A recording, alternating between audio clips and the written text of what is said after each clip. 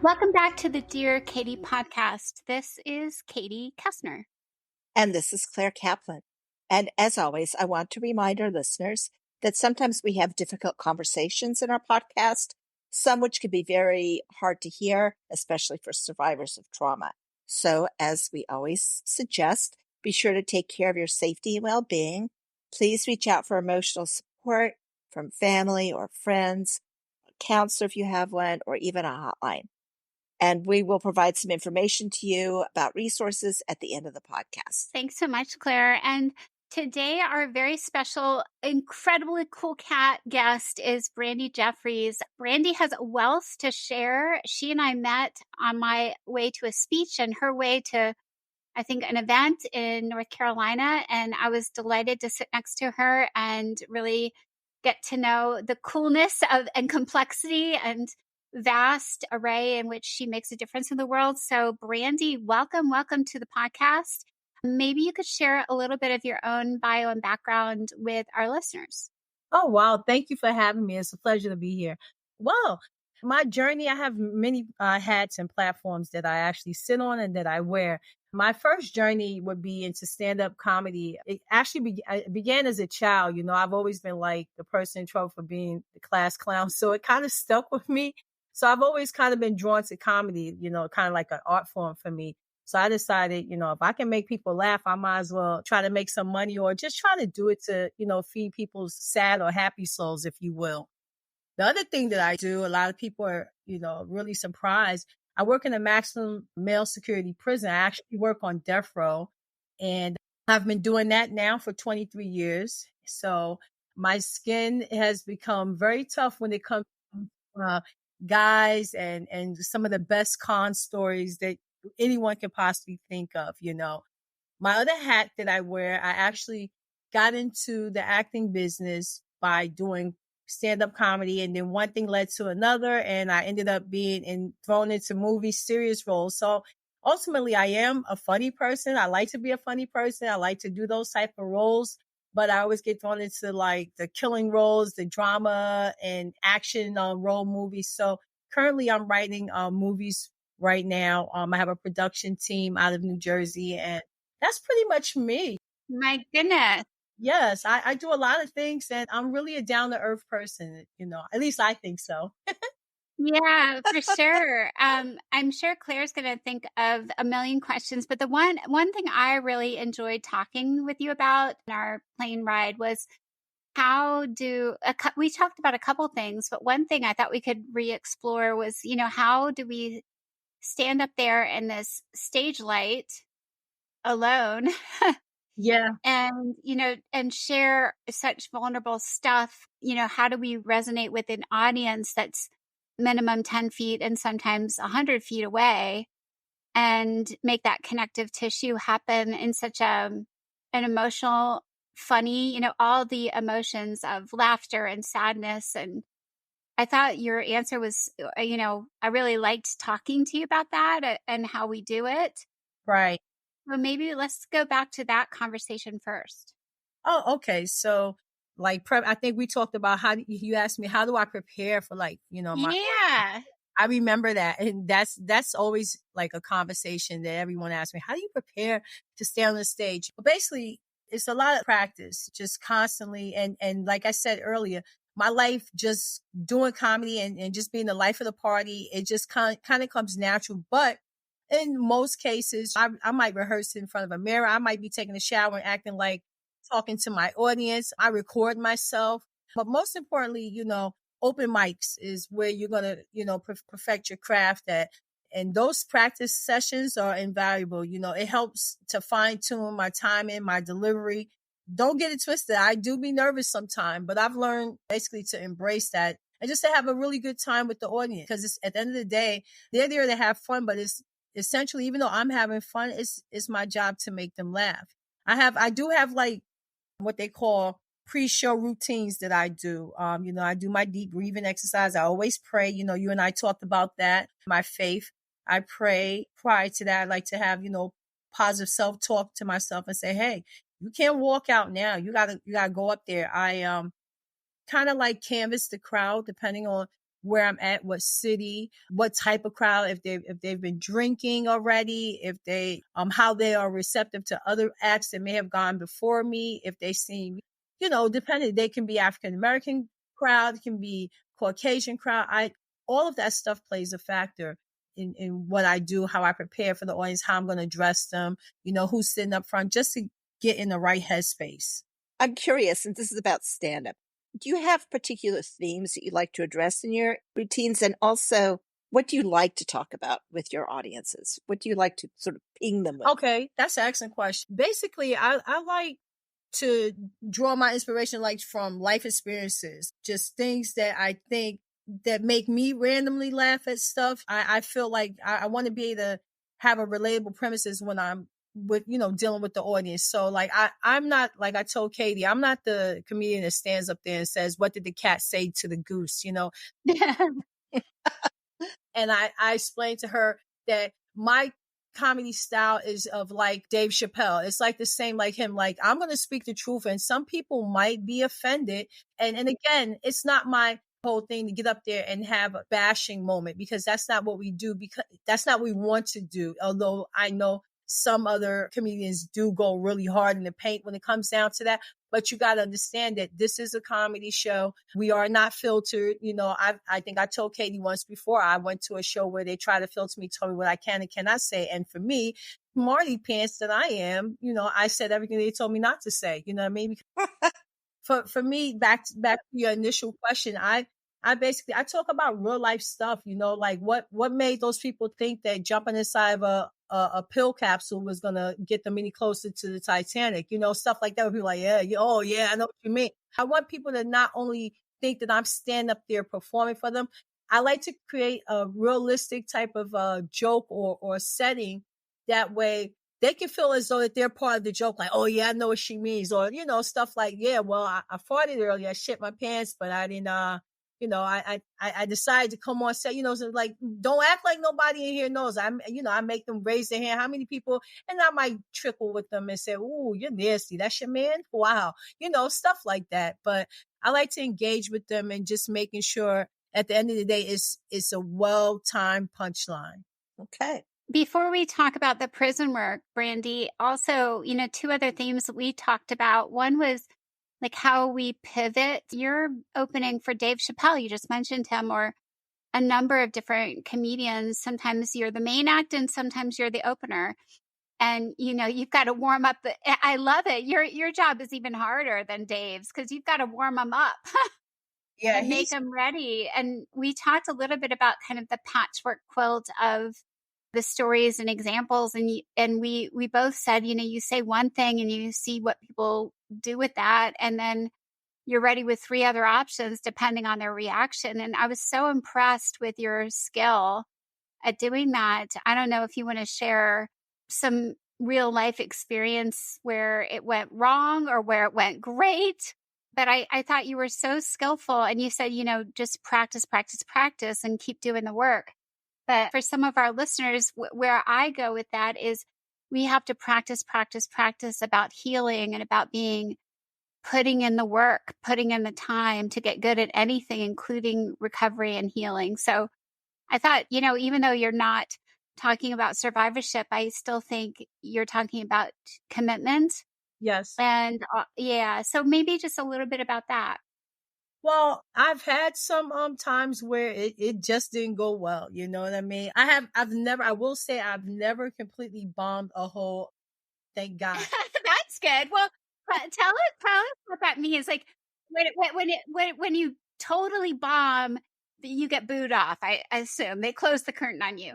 Yeah, they will boo you, or you pretty much know, okay, let me go to the bathroom, go get some water or something. But I would be so funny. Like if you, that's a great idea, Brandy. Next time I'm in like hot water. I've not talked to our audience so much about my moments, but I'll give you 1 or 2 and then maybe we can reciprocal share. I was speaking at the Citadel in South Carolina in Charleston a long time ago. And I remember I had on heels and I'm blonde, right?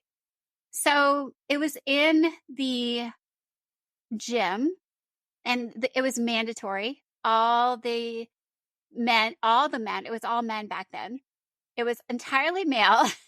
Oh, wow. And I was probably their first sexual assault speaker ever in history. And I kept thinking in my own darn head, like the dumb blonde who trips, right? Across Right. the stage. And so here's what goes down. I go into the bathroom just before to make sure I don't have to pee on stage, right? Pee in the gym, like for an hour and a half. And I come out, and the student body president, he says, "Just so you know, my boys do not want to be here." So, Oh, wow. I have that. Then they're all assembled begrudgingly in their uniforms in this big gym. And I do actually trip over a wire, over a corded mic wire. Oh, wow. I'm going in like knowing they hate me. Then it's all men, and there's probably 2 women to be seen anywhere who happen to work there. Uh-huh. And then I do literally trip. Oh, my So goodness. I am like nervous as heck. I know that I'm like their least favorite thing. And so I'm not even going to entertain Brandy. I'm going to be like the devil, Oh, like wow. their most hated. Yeah. So then I pick up the mic, and I had to recover. So I actually made a dumb blonde joke about myself. There you go. I think I said, "Yep, guys, you are right. I have blonde hair. I just tripped." And I'm sure that you all have a thousand thoughts about who I am and what I'm here to do right now.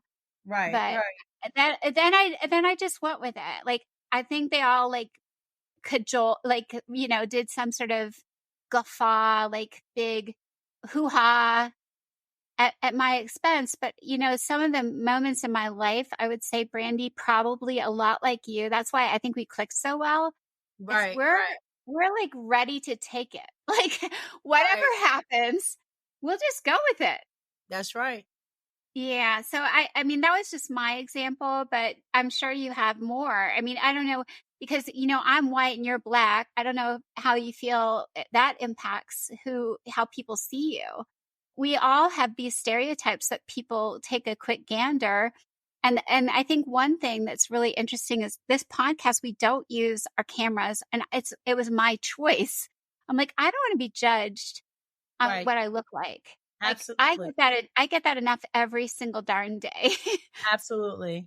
And so I just thought one of the coolest things about meeting you is like we both were really open and honest with each other about being female, but being different skin colors, and also being judged. And in the world we live in, you get on a stage and you have about 5 seconds, and people have made up their minds. Yep, you're right. You're right. And with every comedian, it's bound to happen to all of us. When a joke doesn't go well, I never take it personal. Because laughter basically is subjective, and like you said, does it matter? Your question was, does it matter what type of setting I'm in? I think that was one of the first Yeah. things that I addressed. I found that when I'm performing, like if it's in front of a more male crowd, more black crowd, I'm going to scope out and figure out where I'm at. Okay. So if I know I perform really well down in the South, because for whatever reason, Southerners love hearing us being from New York. They love our voice, our accent from up there. So I Yeah. automatically get an edge up automatically. I get an edge up. And just the fact that I'm from New York. When I'm I dealing love with, that. yeah, so I love that, Brandy. oh yeah, so that plays a big part.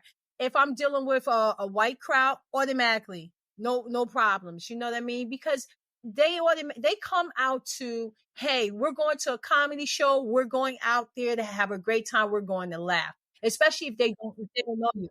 Let me ask this question. Like, there's so many weird similarities that you and I have. And Clara, please chime in at some point.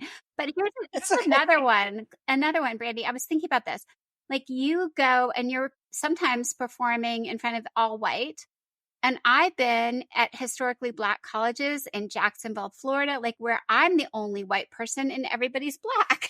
But we have to think about race and our gender differently but also just because I love that we're both very cognizant of that in our work. And then for our listeners who are survivors listening to this crazy podcast today, like I just think one thing that I hope our listeners get out of this conversation is be bold, be courageous, and know that there is a lot to be gained from just trying. You don't have to think you're amazing. You just have to try to go and be bold. You just have to try and go and heal and it's so rewarding. So anyway, Brandy, back to my question. Like, I Hello? think, um, when you go and think about, when you've spoken to like all white audiences or mostly white, or like, how do you change it up and develop a tone and tenor that works for different types of groups? Okay. Well, it all, like I said, earlier, what I was saying is that a lot of times I'll get to the venue early and I watch other acts prior to me and just see if they're loosened up a little bit. If they're sauced up already, if they're a stiff crowd and everybody that goes up there and there's telling jokes and they seem funny, but you can always tell if you have an audience that's intentionally, I want to see if you can make me laugh, like just trying to like Oh, be stiff with the comedian. But if they're pretty much, loosened up and they're laughing at anything, if they laugh at a fart, if they laugh at a sneeze, then you know that it's going to be an easy night, you know? mm-hmm. Yeah. Interesting. It's And, and, interesting. and, Yeah, that and what makes I was sense. saying earlier, a lot of times, depending how you dress, guys are attracted to that. So they'll laugh at that, even though I'm a very comfortable comedian when I'm on the stage. I'm not in high heels, to say the least, because I would ultimately die if I tripped and fell, and I'm not blonde. So, that would kill me. But, I usually have on sneakers. I'm very comfortable.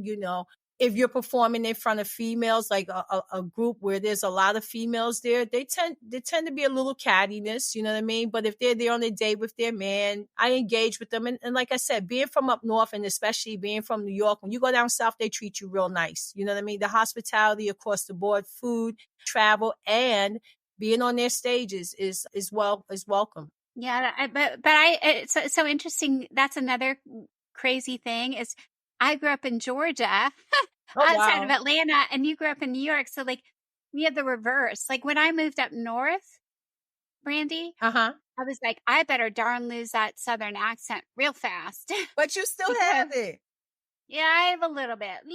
Yeah, I hear it. Yeah, but it's just so interesting. Like, but I think another thing I would encourage our listeners to learn from today is go see the world, go travel, go experience lots of communities. If the one you're in is hurting you and closing you out, there are a zillion more communities that you could go join, whether physically or virtually. Absolutely. I agree. Yeah. I definitely agree with that. So I'm curious to know, how do you use your skills in your work? Oh, in the prison. Oh my God. Honestly, my convicts, they love me. Like my movie actually, like I think I was telling Kay, we was on the plane. My movie actually played inside the prison. So they were looking, they were like, wait. And he's looking back and forth. It's like a tennis match. He's like, is that you? And I'm like, yeah. And they're like, oh shoot, yo, you're a celebrity. I'm like, no, I'm not a celebrity.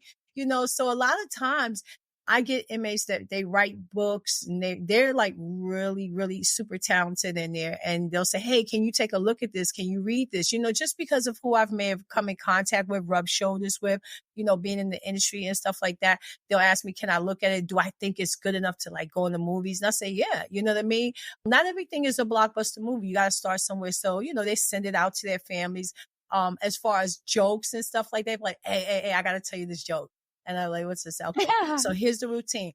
You're on stage. You're doing this. You're doing that. And I'm like, nah, that's corny. I don't like that. That would be corny. They'd be like, all right, what about this? They'll come up to. So they always ask me, like, for instance, they all know that I'm on this podcast today. They all know about it. They're like, That's so awesome, yeah. Brandy. So We're loving it. We're loving it. I told them. So here's the crazy part, because I had to, like Katie said, I had to go down to Charlotte because I went to a white party, and this is funny because Katie was like, a white party.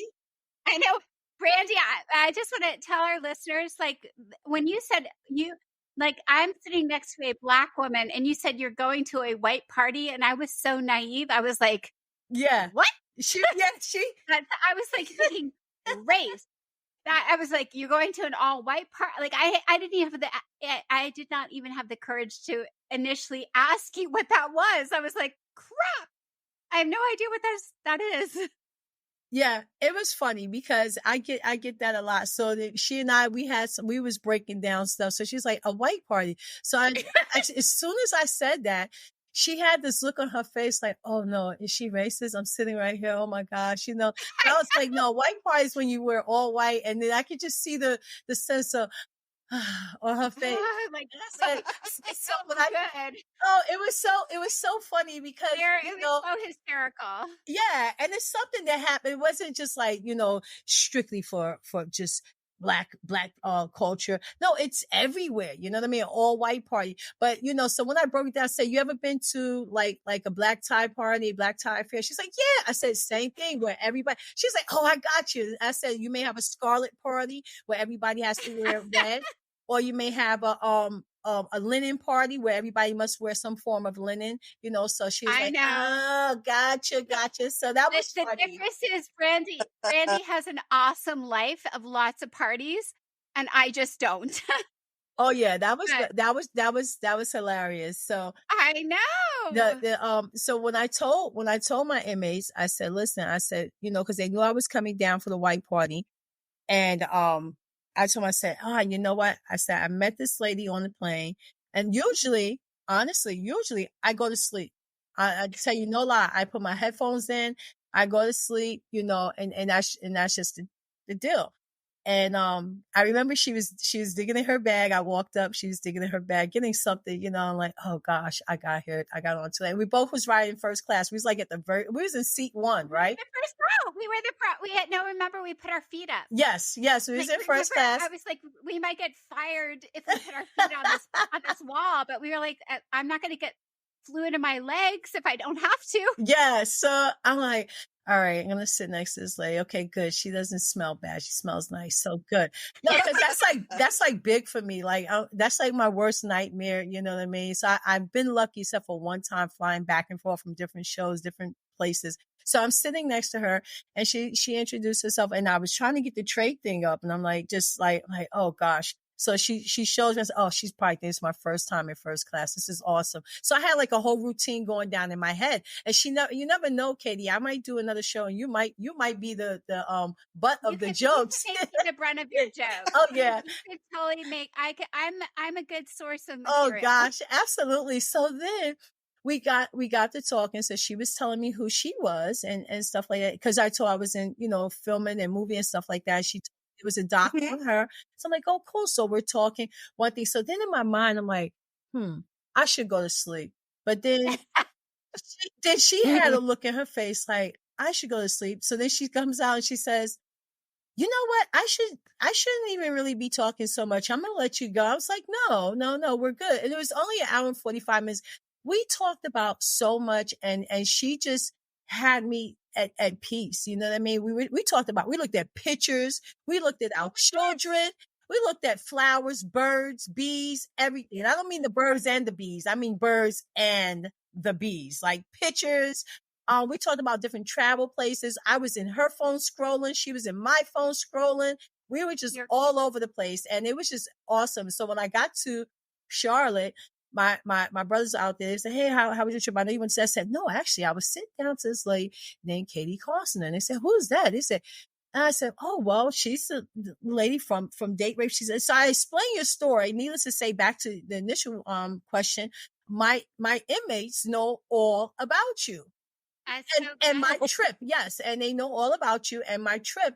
And I said, hey, you know, I sat next to this lady, everything. I just went over with you. And they're like, oh, awesome. So they know that I'm doing this podcast. And then, so of course they asked me, when is it going to air? Is it going to be right away? Because when I went on as a guest on The View, I was just in the audience for The View and the Tamara Hall show. They was able to see that on TV. It was like, when is it airing? I said, it should be airing Monday. So they asked me. So that's when I was asking, when is this coming out so that these guys can know and probably tune in or just people on social media platforms can log in. But back to what you said, they're constantly Talk about the guys at the prison. I mean, these are, Yeah, let's talk I about. totally think, here's where I'd like to start the convo on Mhm. that. We haven't delved on the podcast into one thing that men, I'll say men, you'll hear guys say, there's two ways that prison, well, we could talk about three things in prison. One is a guy will say, I would have sooner killed the guy than get raped. Like as if I would never be raped as a man because I would kill a guy if someone tried. That was one. Two is you'll hear a husband or a partner say, if my wife got raped, I would, or my daughter, father daughter thing, I would kill a guy who raped my wife, daughter, girlfriend, right? Yep. And then the third thing we could talk about is, the stereotype of like, you don't want to go to prison You drop the soap. because you'll get raped. Right. So I Right. feel like there's three things that we could talk about. It's like men think that they could somehow absolutely go into kill mode if a guy tried to rape them. Two, this chivalristic idea, like I would kill a guy who raped my daughter. And thirdly, like, I don't know how, Claire, what do you think? Which one should we tackle first? They're all so good. Yeah, they are, but I think that Brenda, you're in a particularly good position to talk about PREA, the Prison Rape Elimination Act, and what that means when you're actually inside. I mean, what does that mean for you? What does that mean for the inmates? And what kinds of experiences have you heard about? Because I think people, first of all, I think that whole drop the soap thing is so offensive because there's a whole lot of homophobia Yeah. associated Yeah. with. That. But also there's so many. I mean, I've been doing this work for a long time, and even in the early '90s, I worked for a national organization, and I heard from the guy who founded. Blanking out. Sorry, because I know he's passed on, but the whole organization that was got PREA passed, and he was a survivor, and it was from he was in jail for some kind of he'd like done a protest or something. It wasn't even really a crime, but he had been raped in prison, and had a lasting impact on him, and he got no help. So I just wonder, what have you seen, and what kinds of stories have you heard, and tell people about this act. Oh, What it okay. is. Well, the acronym is PREA, and it stands for the Prison Rape Elimination Act. It's actually a Department of Justice federal law that was passed back early in 2003, and it was to address and prevent sexual assault and rape in the correctional facilities. Basically, in my experience, it set the standards it prevents. We have this program in place that we get trained yearly, actually twice a year, and making sure that how we can prevent, detect, and respond to any sexual abuse that may happen in the prison, and just to ensure that survivors receive the appropriate care and support in there. We have a formal reporting process that's in place. So like whenever an inmate may report an incident, they can do, we as staff, we conduct a thorough investigation, and we definitely provide medical and psychological support for these guys. Okay, great. And of course, there are women in prison too, and they also are. That law applies to them as well, of course. Well, in my prison, there's only men.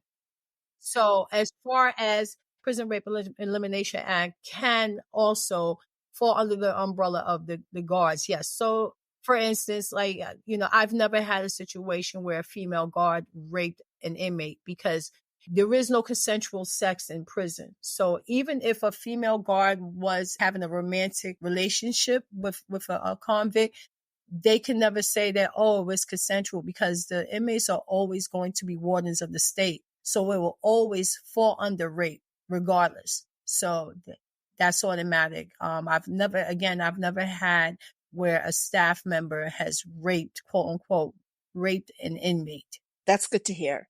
But also, I just was sort of said that because, beyond your situation Right. specifically, that applies to anyone who's incarcerated. So it's really important Absolutely. to know that. Absolutely. And Brandy, just for the context of our listeners, I think it would be really helpful for them to hear what it is like where you work and what's a prison life, and what kinds of crimes these men have committed.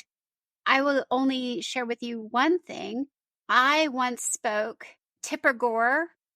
Oh. Yeah, Claire, there's a zillion things you don't know.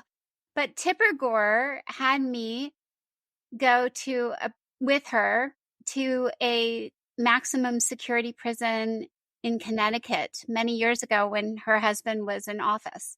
And that was my first experience walking through, the metal detector, Uh-huh.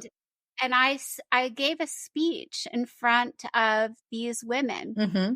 And I would like to speak to our listeners, like, so Brandy, you can contrast your experience with mine. Uh-huh. So women at this prison, many of them were there because some were there because they had killed their perpetrators. Yes.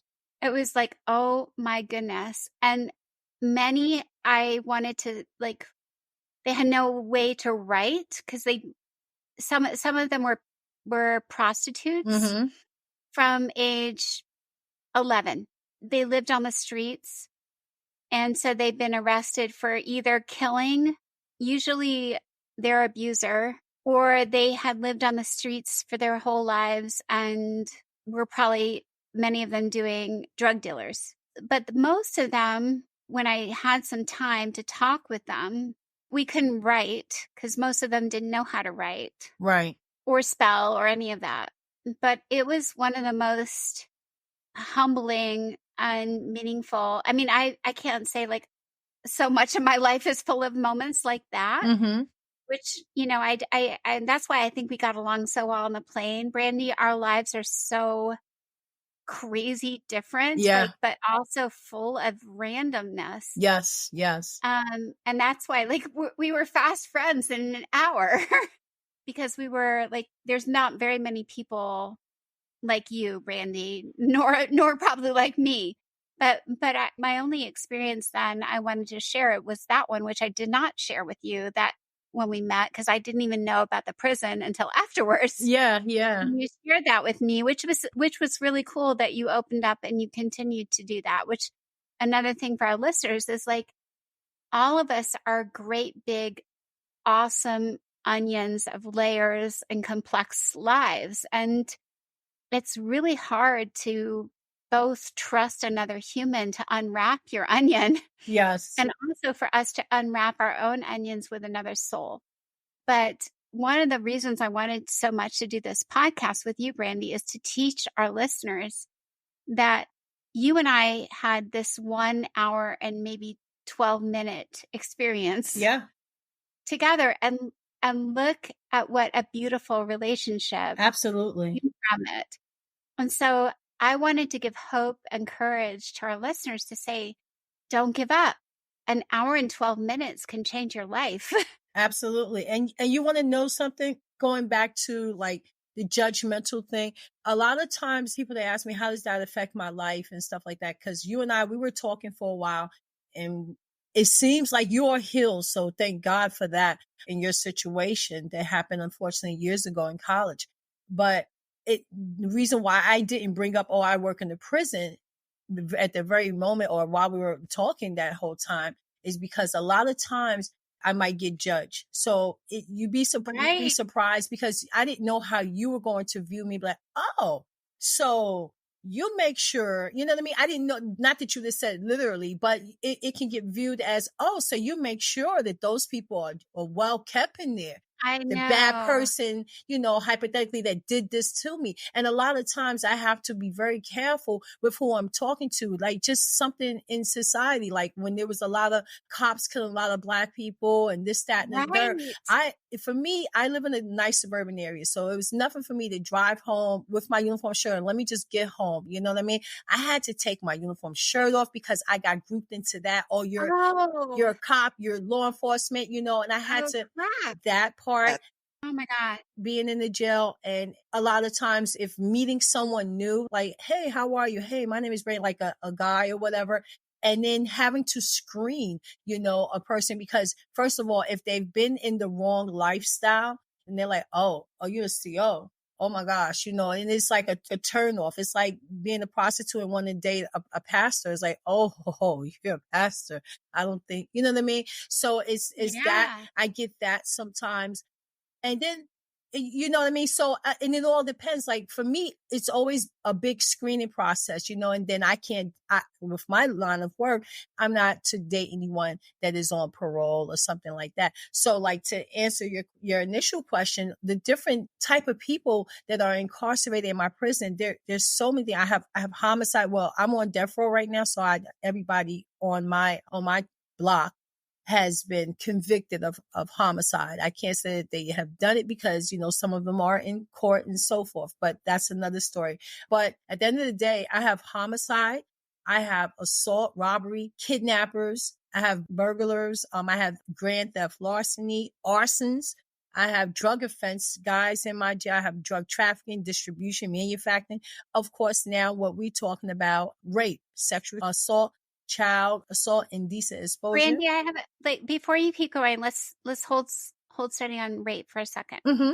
My fear is when you say, I think America is still so racist, I'm thinking, I'm just going to ask this, it's very blunt.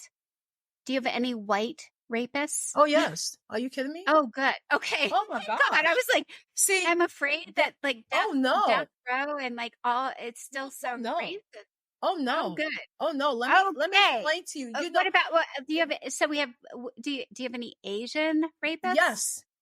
Oh my gosh. Yes. But I'm sorry. I sound happy, but I'm like, no, I get what you're saying. least.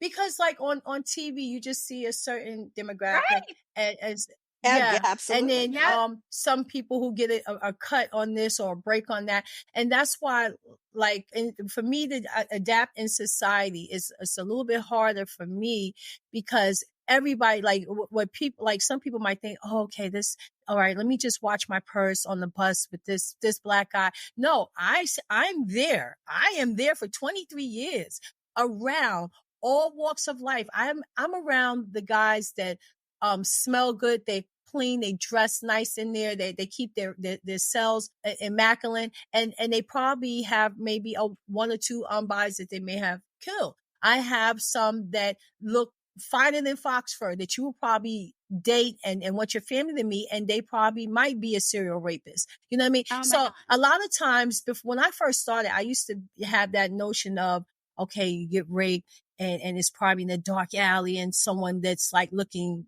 nasty looking. No, not all rapists look like that. Some of them are quite attractive. Some of them are very smart. Some of them may not be as smart. You know what I mean? So I have an inside view of anybody can be a potential killer. So, or a rapist or whatever. You'd be surprised. And I've talked to them when I was in college. I had to do college papers and I would ask, what made you do this? What made you do that? You know what I mean? And yeah, so there's all walks of life, all backgrounds, it's not something that I want to say. I'm talking about rape that's just so premeditated. In some cases it is, but yeah, it is a sickness, children. There's some people who are just turned on strictly by children. Some of them that are turned on. And then here's another thing. A lot of times people think that, there are times where I'm in there and I know that I don't have to worry about these group of inmates because these group of inmates are not into women, if that makes sense. So I don't have to worry. You know what I mean? So and they're more attracted to probably males. You know what I mean? So it may not be me that needs to worry about walking down this range or whatever. It might be a male officer that may need to worry more than me. You know what I mean? There are some inmates that have no liking at all. And I just had a conversation with one of my inmates. I said, you have to understand that not everybody's going to like you. I said, there's some people that don't like me because I'm a female. There are some people that, and I'm talking about inmates, there are some people in here that don't like me because I'm Black. I did nothing wrong and they just don't like me. I said, so that kind of stuff happens out in society and inside the wall. I call it inside the wall. So yeah, to answer your question, there's white, Spanish, Black. There are people who have raped just males or male children. It's not just subjected to that pretty female that they raped in the alley. Some were date rape And I have some that was 21 and the girl was 17 and they had a daddy that was like, oh, hell no. You know what I mean? You're over age. I have those, you know what I mean? Yeah. Mhm. So it's all walks of life when it comes down to rape. It's all walks of life. And can I ask, have any of the, since you seem to have a good connection with the men you're working with, do any of them ever share personal stories of their own histories with you? Oh yeah, you got to realize I've been there 23 years. Some of these guys have come in there before they even had grandkids. You know, some of them I've built a rapport with. Some of them have told me their stories. Like I told you, for instance, when I was taking criminal justice in Penn State, I had to do a paper, and then we all know with college you have to cite your source. So I didn't tell. Again, that was another reason, another thing I didn't tell them. You know, my professor on my class that I worked in the prison. You know, I just didn't tell them that. And I spoke with some of my inmates, said, hey, I got to do a paper for class. You know, I need your help. All right, what you need? Just need to know, what was your thought process prior? You know, I was getting high, or, oh, it was a gang initiation, or, yo, you know, I was wilding out, or whatever. I wrote the paper, turned it in. Professor was like, where's your sources? I said, right there. Inmate John Doe, 1, 2, 3, 4, 5, 5, 6, whatever.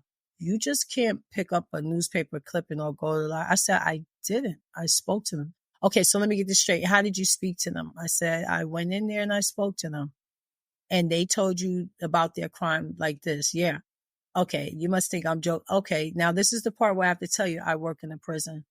You work in a prison? Yeah. Here's my ID. Wait, are you serious? I said, hold on. I called the prison. I said, hey, what's up? And they say, yo, what's up? You coming in tonight? I said, no, just calling, verification. I work here. Yeah, what are you talking about? What are you doing? Brandy, you all right? I said, yeah, I'm good. I hung up. They said, oh shit, you're really working there? I said, yeah. You have the ultimate story on murder, what goes through a guy's head when they think about murder. If they have remorse, I'm so in tune with my guys that the anniversary of the sentencing, they're usually a little different. The anniversary of the death, you know, or rape or whatever their crime may have been. When They you have say told me. different, though, Brandy, what do you mean different? They're a little different. They're like, what happens in their. They become a little bit more sheltered. And that's our job, to know. You're supposed to know your image. You're supposed to know it's a relationship. It's a working relationship, professional. Wow, Yes. Brandy. It's a professional working relationship. You're supposed to know, okay, if this guy comes out every day and watch TV and he's sitting up there, or he comes up to the bubble and say, hey, what's up, New York? Because a lot of them call me New York. They say, hey, what's up, New York? And I notice that he's not coming out, or he didn't go to lunch, or he didn't take his tray today. You're supposed to know that kind of stuff, because they may be contemplating suicide. They may have gotten a Dear John letter. Oh no. Or they may, in cases of rape, you know, they may have been propositioned for sex. They may have been having sex. They may, whatever. You're supposed to know those changes, good or bad. And a lot of times she was asking me, I have this report. A lot of them know I know the Bible. So they'll come to me. They look at me as either a mother, a sister, a daughter, a niece. And they have to, despite what they're in jail for, they have to create that, hey, I'm a tough guy. I'm tough, you know. And they'll come to me and say, hey, can I talk to you? You know, my grandmother, she was diagnosed with cancer. A lot of them know I'm a cancer survivor. Or, you know, my daughter, you know, she's seen this dude and this, that, and the third. Or, yo, hey, I've been calling my wife or my girlfriend, you know, I think she got another dude. Would you this, that, and the third? I have a rapport with them. And they try to tell us, don't look at their crime, because then you start to judge them. You start to be biased. Okay. Mm-hmm. I talk to all of them. I tell them, I will treat you all like men first. I say, because you are a man first, whether you chose to be homosexual in here or out there, whether you are a killer, a rapist, a thief, whatever, forgery, DUI. I treat you like men first because you're a man first. I said, the moment you start acting weird or getting different on me, that's when I would treat you according to how you act. So they respect that. You know what I mean? Do I know what all of them are there for? Yeah. And the good thing is they all know I know what they are there for. Everybody's crime to the detail. I've read every little piece and bit of it, you know, and they know, and I don't treat them like that. Do I like their crimes? No. There are certain crimes that I'm like, holy crap. But I don't say that to them, because I'm there to do a job. If I can't handle it, then quit. You're amazing, Brandy. You know, I hate to say it, but I fell in love with you the moment we talked. Like, Yeah. Love is a beautiful word, and it meant like I honored you so much and respect you Thank you. so much. And it's a lot because you persevere in a way that is unique and beautiful. And, I often, I'm sure you must sometimes feel alone Mm-hmm. in holding all that, holding all of what you have to hold for these men. I mean, that's a big deal too. You're having to hold men who have committed crimes somewhere in a space for your mind and heart to make sure that they don't end their lives. Yeah. I was thinking about like how beautiful your soul must to be Right. able to balance knowing that someone has done something so terrible to put them in this prison, Mm-hmm. but yet they are still also so human and vulnerable and probably hurt and hurting. Right. What we sign up for is what we call the 3 C's: care, custody, and control. You have to care about what's happening with these guys to a certain level, not crossing the lines of fraternization, of course. Custody, just making sure you have accountability of who's there, what's going on, and control, keeping control of your unit or whatever post that you're working on. You understand what I'm saying? Like Yeah. I just recently had a situation where I had an inmate that's a diabetic, and that sits close to my heart because my father was a diabetic, rest his soul. He died from complications of that and dialysis. So I'm really in tune with inmates that are diabetic. So from time to time, even when I was on old housing units and stuff like that, if I see, they be like, yo, New York. And I'd be like, hey, I said, what's your sugar? What was your sugar? It's like, it was 280. I said, why is it 280? What are you doing? I know, I'm sorry. And that might be a killer. I just recently a gentleman who the inmates, they said, hey, I think I think something is wrong with him. I really don't care too much for that inmate, and I don't have to care for him. And just like they don't have to care for me, they're there to do their time, and I'm here to make sure that they're okay while they're doing their time. But I go there, I say, hey, how you doing? I go to his cell, how you doing? You all right? He said, yeah. And this is a white inmate, and just usually has a lot of snottiness to say, but it doesn't matter to me. And one thing I always say, I Oh said, crap. But Brandy, wait. Like now you're also I forgot. Of course, you're also dealing with sexism and racism the whole time. yes, yes. Oh my And goodness. Oh and my then goodness. and then I tell him, I said, listen, no one dies on my watch. I said, I don't have to like you, but it's my job to make sure you're all right. And that's one thing that those guys respect. You know what I mean? I don't care what they're in there for. They don't like a bullshitter. If you can't do something, don't say that you can't. It just doesn't matter. And I tell new people that come in, if that's not something that you can do, don't do it. Don't be somebody that you're not. Meaning, I'm a jovial person, hey, what's up? I'm not goofy like duh, but I'm, hey, what's going on? I'm not going to be, tight shirt because it takes too much energy and life is too short. When I was 10, I thought living into like 60 or 70 was a lifetime. Now it's coming up it's right there, like being delivered by Uber. Like, hey, time's up. So like, Brandy, I know. We're in our yeah. 50s. And it's like, right there. yeah, it's like, whoa, I don't have another more of these. Like, just certain things, it's like reality kicks in. But when you're like 8 or 9, it's like, oh, 40, I got all my life. No, I'm like struggling and stressed out about that. So I don't have time to be at the jail, trying to not be happy. If I'm in a good mood, I'm in a good mood. I'm not going to not be in a good mood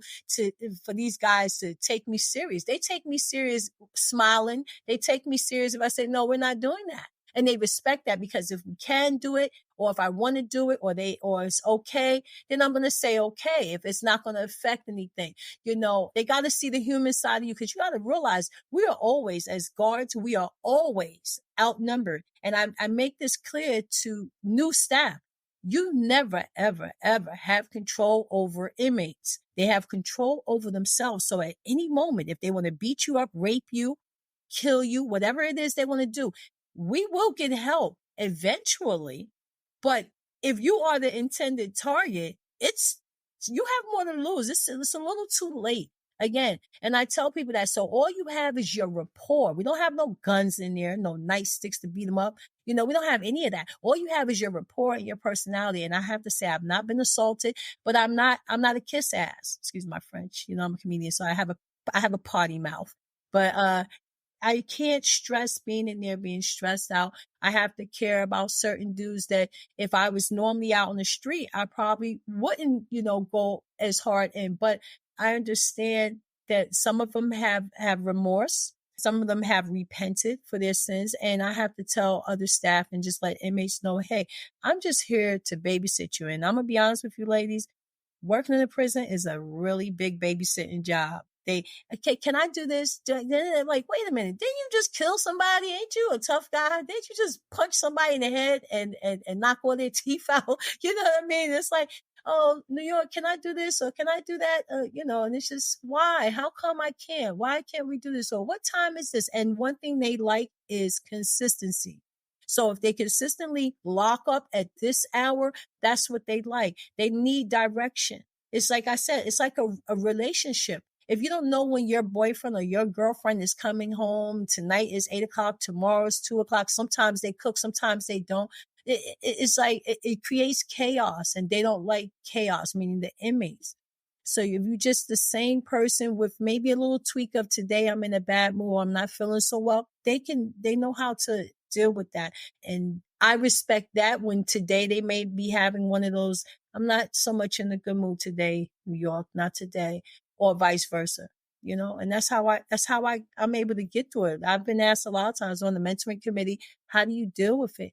I said, it's like being in a big nightclub. You're the spotlight. You got the red dress on pretty much. And they like what they see, period. This was great stuff. I do want to ask a little bit about your writing and acting, if we can do a switch Sure. here. Wait, Claire, before yeah. let's definitely land on that. That's a happy place. I just have one last question, because I think our listeners are going to be, Brandy, the last question I have about these guys that I think survivors will sit with is they might want to hear a little bit about what it looks like to feel remorseful. Or here's the stat. The average rapist rapes 12 to 17 times before going to jail, and the recidivism rate is huge. Mm-hmm. You're sitting with these exact men who might have done it 12 times. Yes. And then I think a cool thing to tell, you're on the front lines, and they tell you, I'm sure these men tell you things that they've never told anyone. You're probably half their confessional. Yeah. I could, you're like, they're like, yeah. No, you're the boss lady. You're the comedian. You Brandy, I'm like overwhelmed with how many hats you wear, but you wear them all so beautifully well. Mm-hmm. Mm-hmm. So what about when do you ever feel like they think about what they did differently, or do you think that they just crave this power and control? Power and control is the root of rape, and maybe it's to feed their own vulnerable egos, or maybe to satisfy their own past abuses. So what do you think about that little bit before we go back to Claire's question? Okay. So as far as like being there confessing, yeah, I would have to say there has been some times in a roundabout way when they have, confessed what they may have done, but one thing about them, they're very careful about how they address certain topics when it comes down to their cases. A lot of them I have spoken with, and not just rape, but some of them express deep remorse for their actions, and they genuinely regret the harm that they have caused. And in some cases, try to reach out to the families, the victims. And I've seen in some cases where inmates have come to me and they say, hey, look at this letter, or look at this from my attorney. And I read it, and it's the victim forgiving them. And that is the closure that some of these guys needed, because like that, it would really play on their conscience and stuff like that. Like, I destroyed that girl, or I destroyed that young boy. Talking about children now, because there's so many different walks of rape in my world of work. And they said, I destroyed that person. I've done this, I've done that. They carry that baggage. And I've had some that come to me and they say, look at this, they forgive me. I feel better, because they've asked for forgiveness. There are some that don't feel remorse for their actions. I've had some where I've spoken to and they said, listen, she wanted, they still and then some of them still maintain, their innocence or have like I said, have justifications for their crimes. Like, oh, I did this, we were drinking or we were smoking weed. One thing led to another. Or in some cases, I was a drug dealer. She wanted, drugs from me in exchange, so some of them struggle Right. with denial or whatever, or just if they find it difficult to be genuine in their remorse, over time, like we have programs, their counseling support and stuff like that. And they have like coping mechanisms for them. But a lot of times they initially suppress feelings when a lot of times, like when they're around. I give you another great example. Sometimes when a person rapes a woman, there are multiple factors that may come into play. They may have grabbed her from somewhere, which you have kidnapping. They may have assaulted her, which was the beating. And then there was the rape. So some guys hide behind, hey, my charge is assault. Or yeah, I did a kidnapping. Huh. And then once other inmates dig a little further, I'm like, no, you raped this person. And when you raped this person, yeah, you took her from blah, blah, blah in your car or at gun or knife point or whatever. And you punched her and beat her, but you also did this, so some of them, they hide behind that. And then when you talk to them about that, which I have done, I say, hey, let me talk to you. Once I feel we have that rapport, whether it's been, a few years down the road or whatever. And I'll say, hey, I want to ask you, what happened there? What you mean? No, people trying me, I've been beating up people. I want to talk about that situation back in December and such, blah, blah, blah. So some of them, they act like it didn't happen, or they hide that from other guys because that's a shameful thing. That's like the whole, you don't want to be known in jail as a rapist because contrary to popular belief, other like some killers or whatever, they frown upon rapists or especially children, acts of crimes Mm. against children, if that makes any sense. There's a racism to crimes within the wall. Isn't that crazy? Yeah, I hear you, Brandy. We could probably talk for another hour, but I know what one great thing is I just want to keep rolling it back to our listeners. And usually I don't talk that much about me and my life. Mm-hmm. And I just want our listeners to know, like, what Brandy and I built was a relationship of trust. Yes.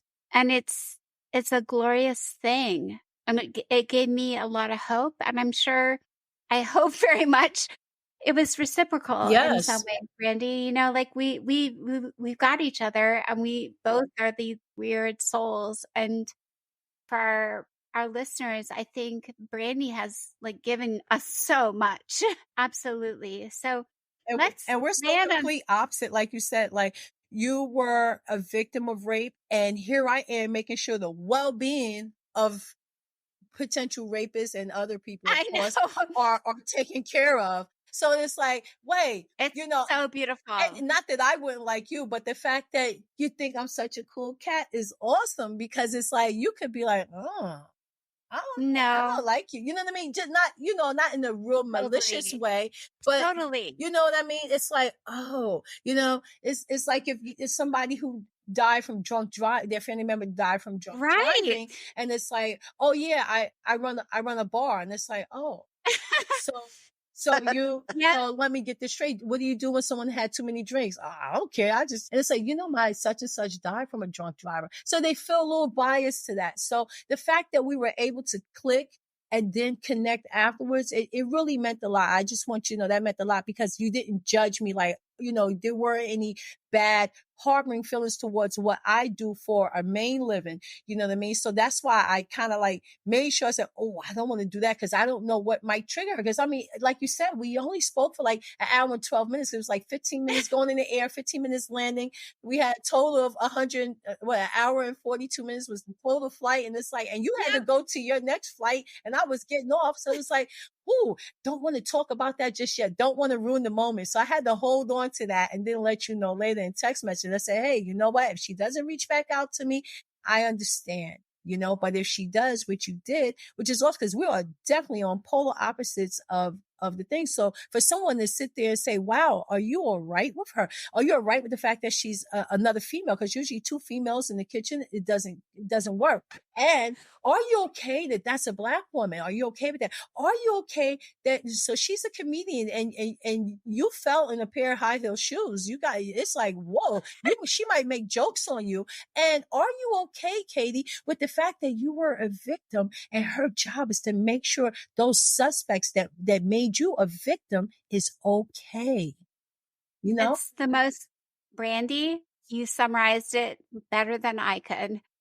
It is the most beautiful yin and yang. Like, Opposites I think there's attract. a religion, like we are the yin and yang, and we need each other because we make each other whole. Yes. We are both sides of different coins, and it is the most beautiful yin and yang ever. Yes. Yes. And so it was it remains a glorious highlight for me personally, and I hope for our listeners to hear you and I dialogue like this. Yes. Like, I think our listeners can find joy and hope and healing, knowing Absolutely. like how incredible it can be to like be. I think the thing that unites us, Brandy, is we both have expansive, generous, and open souls. Yes. Like, if I could, I'm trying to think of the right words, but it's nothing about, it's about our souls and our direction Yes. that says, like, we are open, we are trying to heal, we are trying to work toward truth and helping people. And when we set aside, I think the glorious part of the journey to healing is when you set aside hate and anger, Mm-hmm. you find grace and healing and helping. That's right. And being able to forgive, I told you with me just having that's something that I had to master. There's some things that I'm like, but in my spiritual grounding and believing in God and everything and just making sure, I have to forgive certain things. There's some things that I've had to heal from, you know what I mean? It was rough for me, but through the grace of God, mercy, I was able to, and it just consistently staying focused on certain things and keeping busy, I think one thing I would like to tell our listeners is like when it comes to forgiveness, my definition, people ask me, I would dare say, Brandy, unfortunately, unfortunately or fortunately, one difference between you and myself is at the end of a stand up, no one has to ask you questions. Oh, yeah. You just leave. I just leave. Yeah. I drop the mic and roll. Yep. Yep. I love it. And unfortunately for me, they have a zillion more questions. Yes. So one of the ones I have to answer constantly is, how did you forgive him? And I always say this, and our listeners have never heard this. I always say forgiveness for me is not about him saying, I'm sorry. I don't expect him to say, I'm sorry. I don't think he would ever even think that maybe he did something wrong. Right. But his truth and my truth can be really different. Mm-hmm. And my healing has nothing to do with him. Right. My forgiveness of him is just my own going forward and being confident that I'm going to find a way to help more people. Right. Forgiveness is like, if I blame myself, I'm going to stop doing that and go forward. Right. And so I love what you said too, Brandy, though. My goodness. I hope we get to ride to Charlotte some other time. Oh I gosh, yes, yes. I hope so. I hope so Claire, too. you had a couple last questions, though. Well, I don't know. I mean, I know that Brandy wanted to talk a little bit about her current projects. And Yeah, so, and her movie. She's running a movie. yeah, Oh, I'm with talking Let's about land on the anything. highlights. Yeah. yeah, we're kind of running low on time, but tell us a little bit about it so our listeners can stay abreast of this. Yeah. Okay, well, as far as how like I said, with the comedy and stuff like that, I got into doing that, then doing a web series, then I was thrown into a movie. And for as long as I can remember, I always been like the storyteller, visions and stuff like that. So a lot of times, like I just did a video on social media. A lot of people ask me, what's my motivation for writing movies, writing books and stuff like that. Music, roadblocks. When people tell me, oh no, you can't do this or no, you can't do that.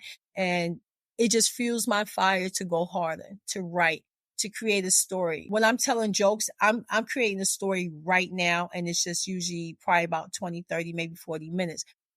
Writing for me is a stress reliever. That's for sure. And in a lot of cases, it's really close to my heart. And I tell people that I don't want them to think, oh, well, that story, is that completely you? No, it's a little twist and turns, or it might be dealing with someone that I'm close to or their situation or something that I'm intrigued with. Right now I'm actually currently writing 2 movies. I have a lot of different projects that I'm in. One that's like a spinoff for The Office. I just finished filming that a few weeks ago. Another movie I just did that's in editing called Tori, where I'm actually the main character in that abuse, domestic violence. I'm part of that project. I'm with Newark Productions, multimedia productions crew. So they're a really good crew, good crew of people. So we work together. So when we're writing movies and stuff like that, and we need each other in there, we jump in. And my ultimate goal right now is just to be able to get my movies written and sent to BET Plus, major platform like that. Right now, my movie Vengeance Serve Cold is on Tubi TV, Amazon Prime, Google Play. It's on YouTube, so it can be purchased on any of those platforms. But I want to be able to write. I didn't direct that movie. I was actually the supporting actress in that movie. I want to be able to write my own movie and direct and produce it and potentially play in it. I want to be the Tyler Perry of writing, screenwriting and stuff like that. So that's what I'm currently doing right now. There is a writer strike going on, but Yes, we there have to is. keep right. This isn't the time for people that write TV shows, movies, or whatever to just be sitting down, because when things open up, and it will, hopefully, you gotta have your material ready. You gotta be ready, and that's just what I do all the time. I prioritize my time from work, and when I'm at home, I'll say, okay, you know what? I'm gonna write tonight at least 10, 15 pages tonight, or I'm gonna write for about an hour and a half.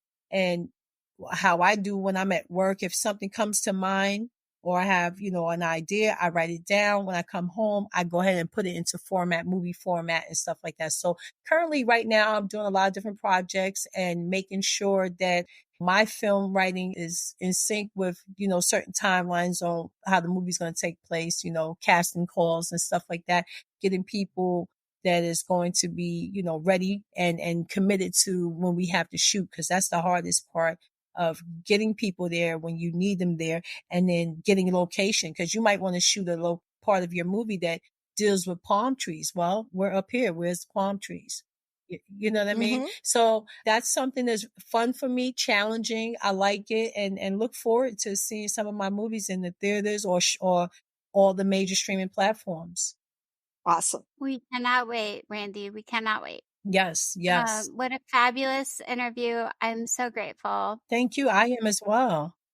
Yeah. Anything else you want to share with our listeners? Oh, well, on a few things, as far as what we spoke about with how I manage my time, and like, well, not necessarily managing my time, but just like with the comedy and stuff like that. My advice for anybody that is looking into doing stand up or anything like that, or writing, would just be to follow their passion. Don't be afraid to, embrace your fears, because it's going to be scary times out there. You're going to fail more than you will succeed. Okay. It's about ultimately pushing boundaries. And sometimes, it's through humor or through writing or whatever, you can conquer. And if some people have anxieties, they can conquer that.